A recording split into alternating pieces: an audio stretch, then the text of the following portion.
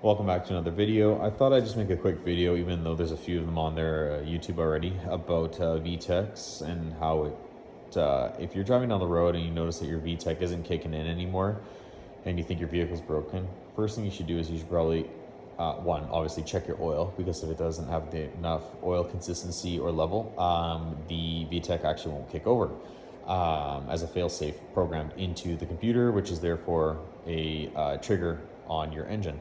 But the majority of these cases are these Vtec solenoids. Now, these Vtec solenoids are located specifically on the Honda Prelude, right there. And it's three 10mm bolts. You can see the 3 holes, 1, 2, 3, and then there's a big hole right in the middle there. That's to allow the oil to pass through. Yeah, so basically remove those 3 10mm bolts, take the whole brackets off, and then you get this guy out. So it's like that when it's on, okay? So take those 3 off. When you take those 3 off, obviously disconnect this sensor and this sensor as well. Flip it over. Now, in the past, I have taken these things out completely. This is like the 5th time or 4th time I've ever gone to clean these. There's 3 10mm bolts on the top. Inside there's a pin that runs all the way down through here, and then there's like a pressure sensor on the side here. There's no screen, there's no filter, there's no nothing in here. You do not need to take this off. When you take this off, there's a gasket around there. Honda no longer makes this gasket. Rock Auto might still carry it, but it's a very difficult gasket to get. So do yourself a favor, there's no filter in there that's going to stop you from getting anything, so just leave these 3 on and ignore it. The only time you should take these 3 off is if this solenoid is actually done and it no longer works. Then take it off and then replace it. However,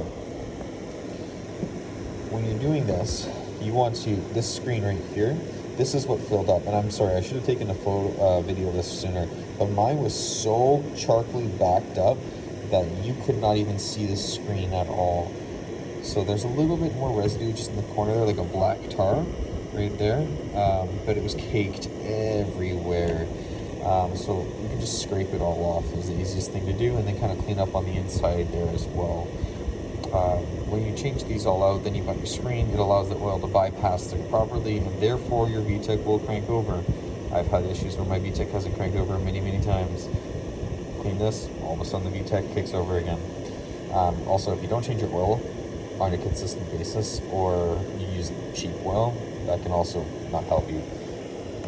When you're done and you've cleaned it all up, let it dry a bit as much as you can. If you're using like a carbon cleaner or throttle body cleaner, you can use this, or you can use anything like a brake clean as well. Okay, either of those will do just fine. And then when you've got that, clean it all up, let it dry. I have it in front of like a little space here, just to dry it out a little bit, because I don't want brake clean or throttle body cleaner mixing with the oil. Is it really a big deal? No, but why not try to dry it out? Okay, once you've done all that, then you put it back on the motor. Okay, the 3 10mm bolts, plug that sensor in, tighten it down, you're good to go. So that will help you with your Vtec not kicking in. Again, there could be a few other things, right? There's so many different things, but I would check your Vtec solenoid. You can also buy the complete assemblies on Rock Auto or your local supplier of parts in your town. So there you go. Stay doing stuff at home.